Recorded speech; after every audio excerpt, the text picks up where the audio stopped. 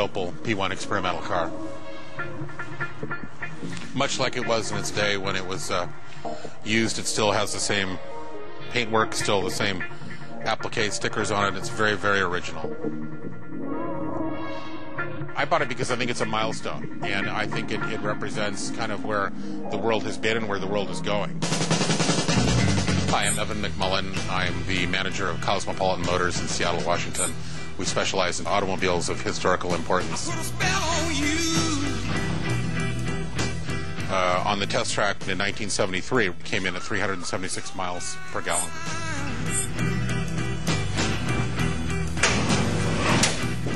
I kind of questioned it. I thought, is this really the case? Is this really something that is true? And I did a little research on it, and certainly it was documented very, very well as being the car that did achieve that.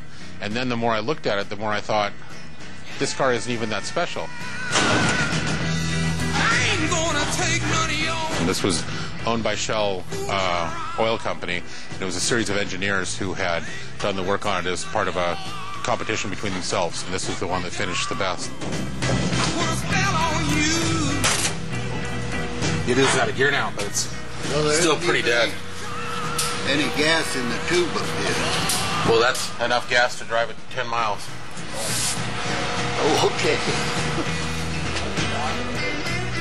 I thought it was very representative of ingenuity at the time, and a little bit disappointing when you consider that the OPEC crisis initially happened in 1973, really when this car was being formulated by these engineers, and here it is another 15 years later, or excuse me, 25 years later, and we've still not been able to, 35 years later, come up with anything any better.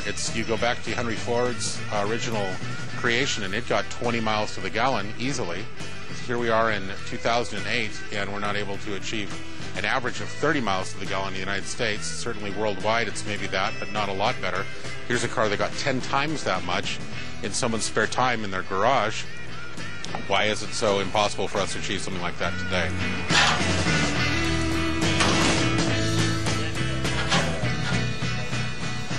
It's a 1959 Opel Caravan station wagon that's been modified into kind of a pickup look.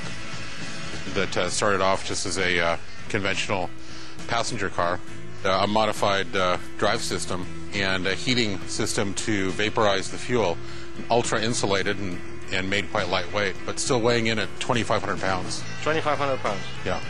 Which is not very light for... It's not light at all, yeah.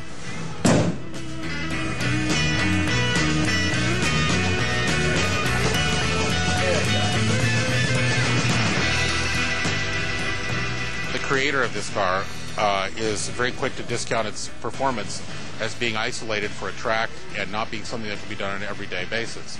But I still think there's many things that can be learned from this car, even if there are only a few things that you can apply to a current modern car with all the conveniences that you would want. But what it does have is the ability to get tenfold the mileage that we're normally getting now. So certainly we could expect to achieve 100 miles per gallon, I would think. So the first thought that most people have is this really can't be true. And the next thought is sometimes a little bit of anger, that they're frustrated that there hasn't been more done from industry and from government to try to enforce this kind of research.